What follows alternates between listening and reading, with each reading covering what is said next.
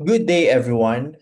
In the field of development communication, we often find ourselves at the intersection of behavioral science and community empowerment. Today, I'll be sharing the critical insights I've gathered from planning and implementing social marketing and social mobilization programs. They aren't just theoretical framework. They are the practical lessons learned from turning communication into measurable social change. This is Glenn Porillo reporting the Bridging the Gap Strategic Insights from Social Marketing and Social Mobilization.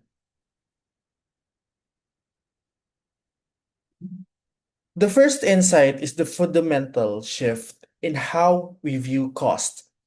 In commercial marketing, you pay with cash.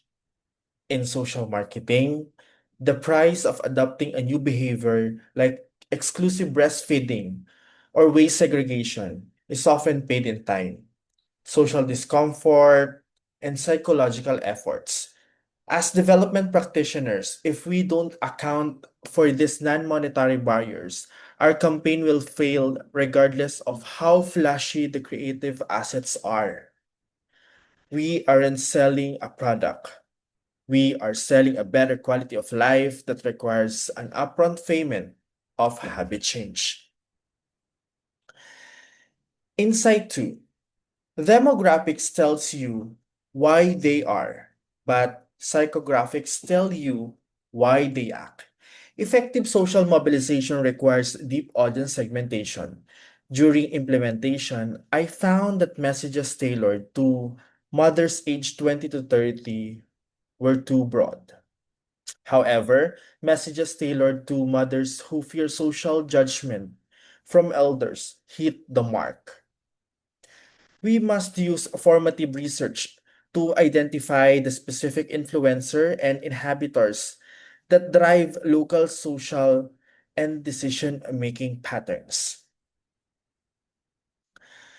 Third, social mobilization can be parachuted into a community.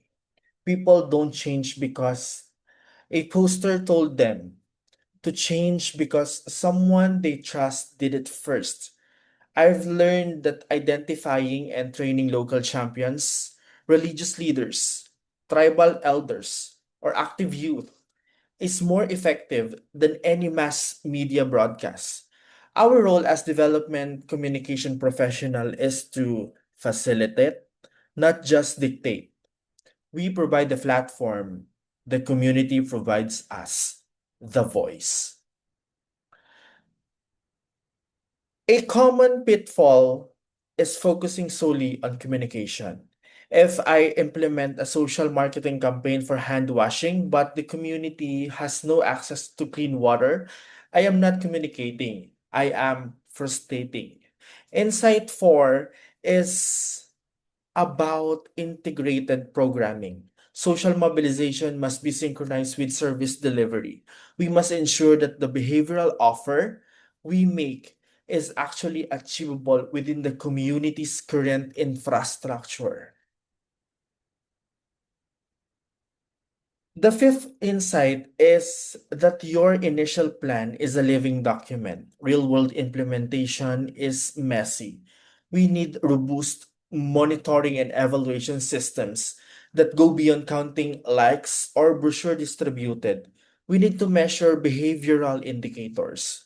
If the data shows a certain tactic isn't resonating midway, through the program, a professional development communicator like me has the humility and agility to pivot the strategy based on real-time feedback. To conclude, social marketing and social mobilizations are not one-off events. The ultimate goal is sustainability, moving from a campaign to a movement by focusing on perceived cost, deep segmentation, trust-based leadership, systematic alignment, and adaptive management. We create programs that outlast our presence in the field. Development communication is about giving the power of change back to the people.